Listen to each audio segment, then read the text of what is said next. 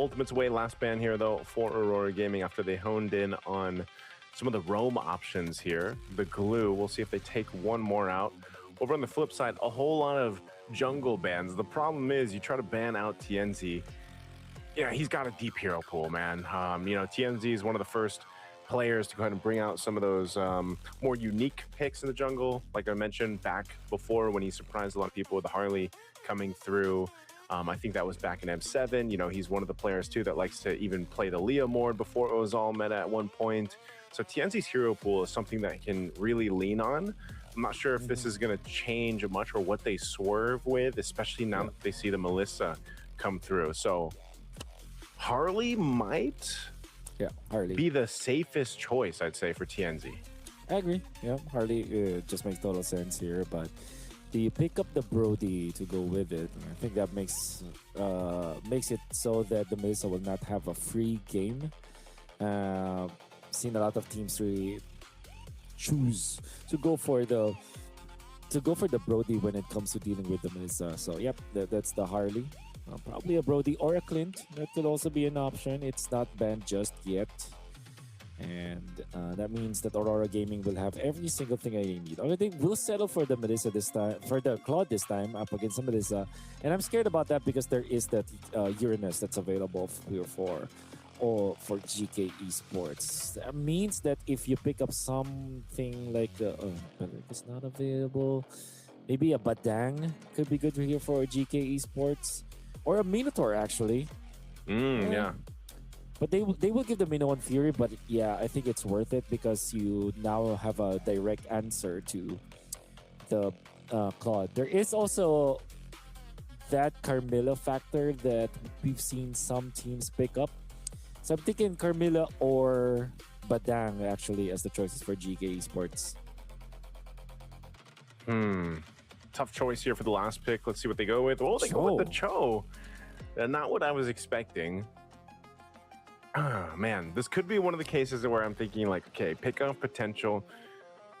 Who you really want to kick over here, man? Because that's the problem. It's going to be hard to kick everybody except the Valentina, maybe. And you don't want to be kicking the Belric or the Barretts to your team. Yeah, I'm not gonna lie, I don't like that last pick coming up from GK Esports. I think they messed it up in a way that they gave the Way of the Dragon for the Valentina to copy. And not only that, this is a difficult Cho game. I think they're better off just giving out the Minoan Fury, in fact. Because they're gonna give a big ultimate anyway, so yeah, why not get the Minotaur? You get a lot of benefit by choosing to go for that Minotaur because you have your answer now to the Claude. You have a knock-up, you have a potential Blade Armor carrier. The Rage is just difficult for the Claude to handle. There's so many benefits of getting the Minotaur instead of the Cho, but we'll see. Maybe Shen is just cracked with this Cho. Hey, he's got the KOF skin. You know, gets the early flicker out. So game one is what is upon us here. If you guys are just joining us, again, I know it's late on certain parts of the world, a little bit earlier elsewhere, but if you're tuning in, it's our third series, Games of the Future here. Once again, this is an elimination match. It's a round of 16. We've got teams going home today. We've already sent home at 2. And now we're down to 2 more for the day before we move on to tomorrow. Quick look at the emblems here. Nothing out of the ordinary. Pretty standard stuff. I'm surprised too, Wolf, that the biggest flex anyway towards hero choices is actually on GK Esports and not Aurora Gaming.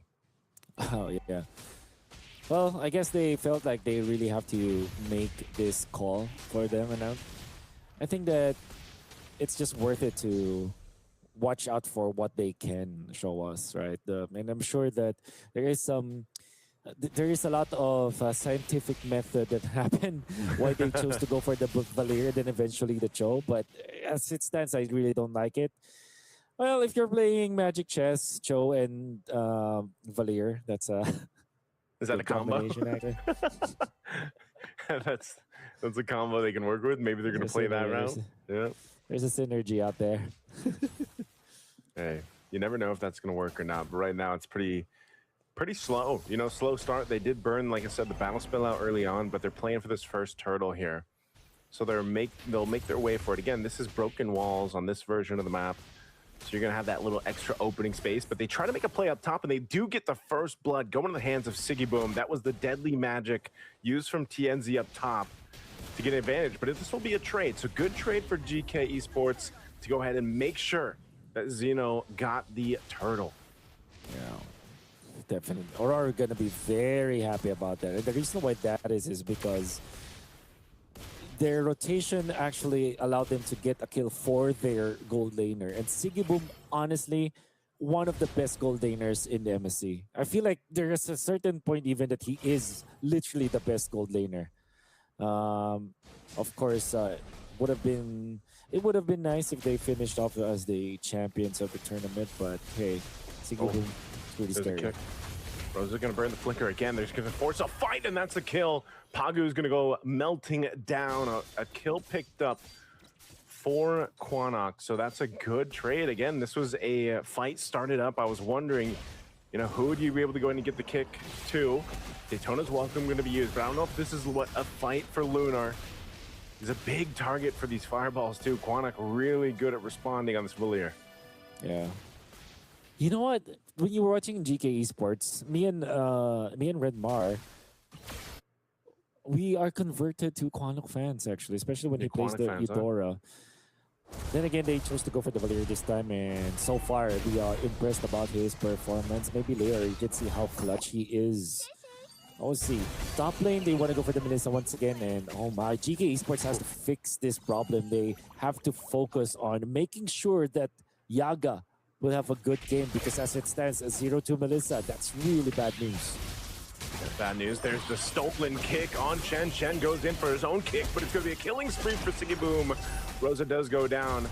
Zeno is here, but he's not going to be able to punch this tree just yet without the help of these fireballs from Quanok. They should be able to pack a kill as Pagu falls, but meanwhile, turret was being worked on. I'm not sure if that's actually going to cap it down. It looks like the tier 1 does fall.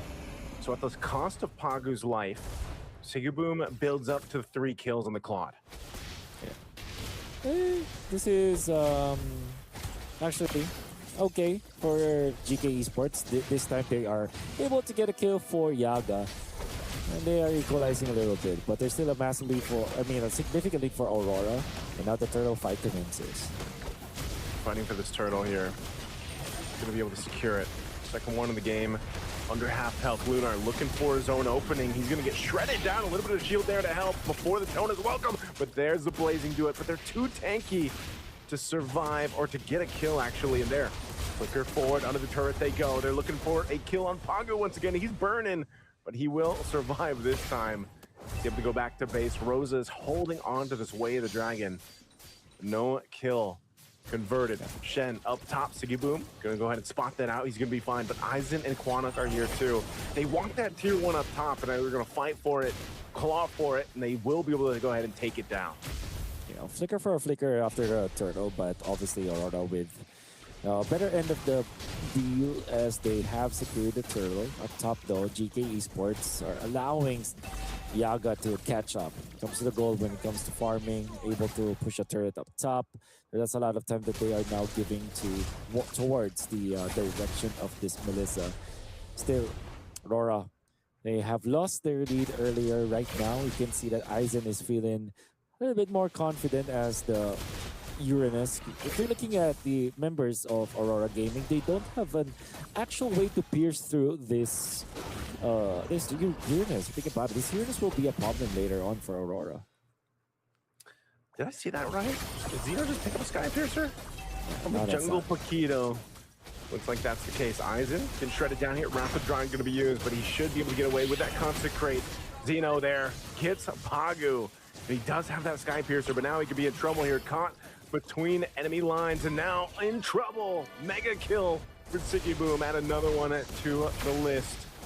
And now tier 1 turret mid does fall. So even though Aurora Gaming is able to go ahead and get some of these kills, they're losing the space across the map as another tower falls.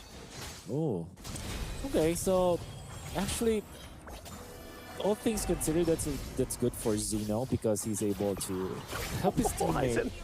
get a push in the middle. But yeah, now they do have enough damage to take out the Uranus, and that's before the turtle. Look at how brave the Bats is. Actually very disrupted. The turtle will fall, and even then, they get another kill. That's Shen going down.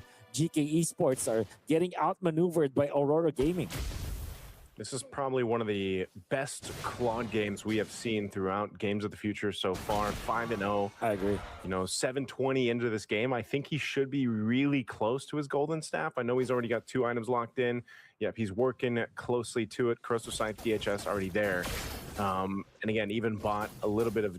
He's got the tough boot. Or no, he's got the... Boots are those? Yeah, he's got the defense boots locked in. So...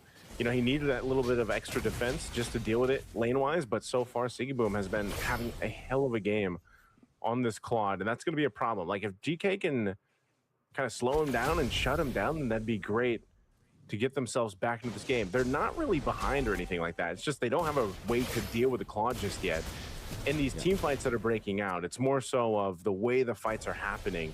You know, gold-wise, it's relatively even, but power-wise, Sigiboom is a problem.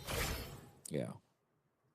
And that will be a big problem, in fact, upcoming. Because as it stands with Sigiboom starting with 5-0, this generally means that Aurora will hasten his itemization. And that also means that before the 10-minute mark, you're already okay as the club. You're already locked up. You're already reached critical mass. You're activatable. And that's what is happening. Just like that.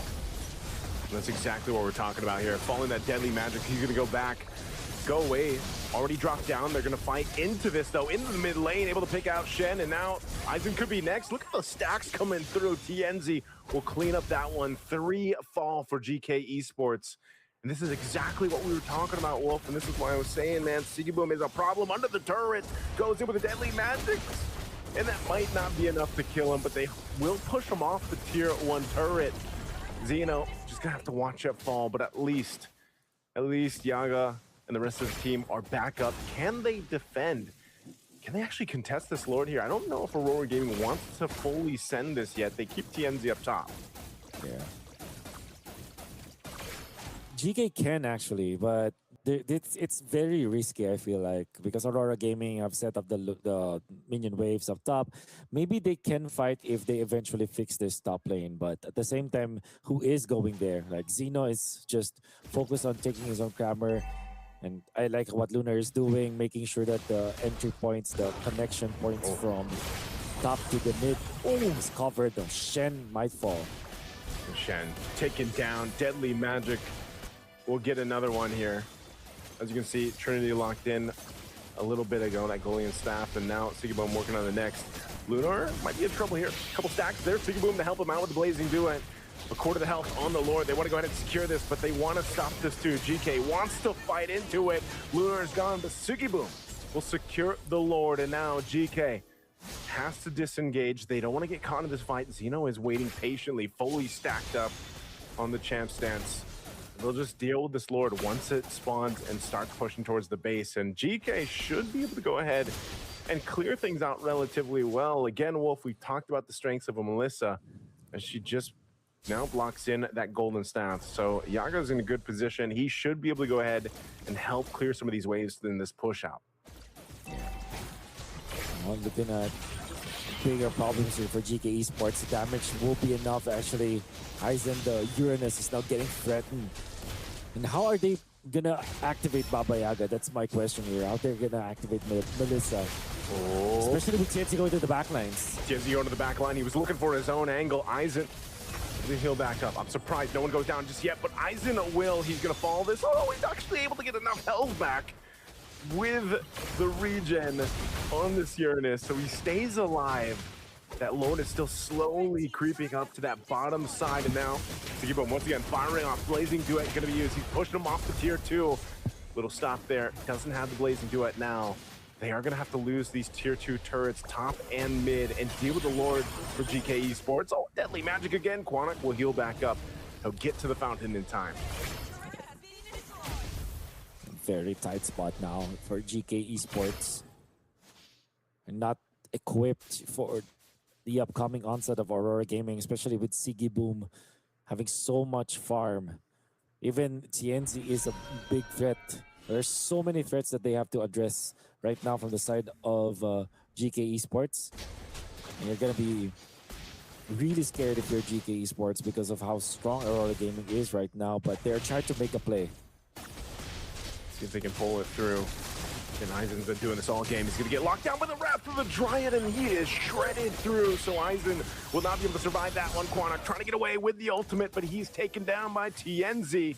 Now Shen trying to get away. Oh, he went for the kick, but he's not able to go ahead and connect the way he wanted to until finally the Rosa will survive, utilizing his own kick. And now it's only 2. With this push in, whoa, a play from Lunar using the flicker. Daytona's welcome, but Zeno's still going to be alive for now. They're clearing out.